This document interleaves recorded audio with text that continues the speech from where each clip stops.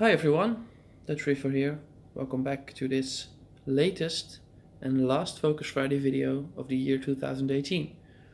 Of course, I will continue next year, but for now, this is the last episode of the year, and today's episode will be about Goniopora, otherwise known as the Flowerpot Coral.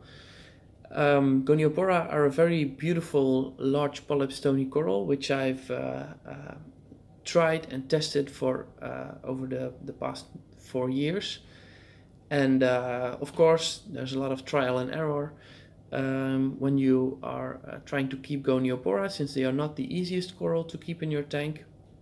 So today I'm going to share a few tips and tricks that I have for you in regards to keeping Goniopora, since that was also a question asked by several people in the comments. So here we are. So first of all, Goniopora, like I mentioned, are large polyp stony corals, which are in various shapes and sizes and colors. As you can see, they kind of look like flowers waving in the wind, so that's, I assume, why they're called flowerpot corals. And first of all, what you should take into account is when you buy them that they look healthy. So it might be very straightforward to say that, but it's actually the first point where it could go wrong, since Goniopora are very sensitive corals. They need to adapt from their previous life, wherever that was, whether they're cultivated or whether they were captured in the wild. They need to adapt to tank life. So when you buy them, just take a good look at the edges of the coral. There should not be receding tissue or even skeleton visible. Even better, you should be able to see some growth on the sides. That's the best sign of a healthy Goniopora. Another thing to watch, and it's a bit hard to see here since they're so fully extended, is when you are looking to buy a Goniopora, then make sure that when you look in between the polyps, that you can see new polyps start growing. It's also a very important sign of Goniopora being in good health. So after buying them, you need to set them up in your tank, and I found out that Goniopora can appreciate quite some lighting and quite some flow. They adapt easily to moderate flow, so you should be able to see the polyps waving in the current. They shouldn't be in a very strong flow, since that will definitely harm the coral more than it does it benefit. So make sure it has medium light and medium flow. I know that there are a lot of various Goniopora species out there. They all have different names, so Goniopora stokesi, for example, but I think there are around 10 more, and all these Goniopora are coming from, for example, a different region or from different depths of the sea. So each of them has somewhat specific needs in regard to flow and light. But if you take into account medium light, medium flow, then you're good. And of course, whenever you're seeing that one of them is not doing very well, then feel free to move them to either a somewhat more light and flowy area, or somewhat less if they don't look very good.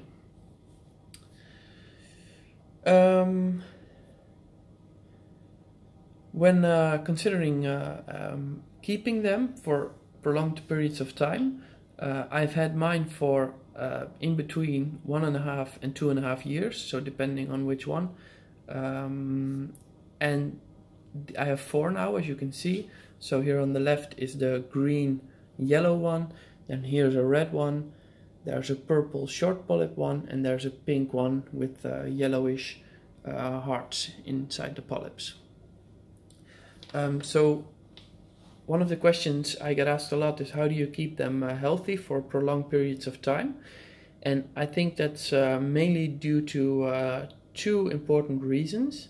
One is that research has shown that Goniopora corals can appreciate water with quite high nutrients, so that's why they're doing well in systems with high nutrients or refugium type of tanks, since there are a lot of different food sources inside the water, for example zooplankton or phytoplankton, which will keep them healthy, which they will of course consume. But there's also food that you can add yourself, so they will remain healthy or become healthier than they already are. For example, one of the most obvious ones is the mastic, which is very beneficial to most of the fish in my tank and corals, which is right here. So if you've watched my videos, I've mentioned it several times. It's I feed it once a week, so usually only when I'm shooting this video, because I think that any food you add to the tank will add more to the nutrients as well, so the bioload will increase. So also always be careful with what you feed and how much, since there's also it's possible that your nutrient values will increase a lot if you feed a lot. So mastic was the first one that I wanted to mention, and there's two other types of food which I have fed in the past, but since I'm using the mastic, I'm not feeding them anymore. But these are two that I've tried before, which worked fine actually, which is Goniopora and Phytoplan, both by Two Little Fishies, the brand. And they have you can either target feed those, so mix them with a bit of water or any other food. Actually, just mix it with a bit of water and then try to target feed it. Although these polyps will be are very sensitive, so whenever you're feeding them directly, be sure not to put too much water pressure on it, because then the polyps will retract and they will not feed on it. They will be irritated by it. And yeah, the best thing is to just let the water flow with the food inside, flow next to the coral, so you can ingest it naturally with its polyps. So the last thing I wanted to mention is that there's also additives you can add to your water to increase Goniopora health. One of them, which has proven to be quite well, is manganese. So, for example, this bottle, there's different brands, but this is one of them. Manganese is said to have beneficiary effects on Goniopora health and growth. And also iron is mentioned as a source of beneficial elements to add to your tank. Well, I'm using the Balling Classic method, which you might know or might not know. And in using the Balling Classic method, there's also heavy metals added to one of the mixtures, and there's iron inside that as well. So I'm dosing iron together with my regular dosing schedule, and manganese I add once every few weeks. So I don't add a lot of it, but just a little bit now and then, just to be well, it can't hurt.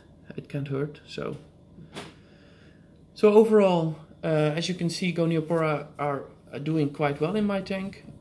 In this video I mentioned what I'm doing to keep them healthy. So just a quick recap, I'm having a pretty high nutrient system, and I'm feeding mastic once a week, and I think that those combined make that these Goniopora are doing well. And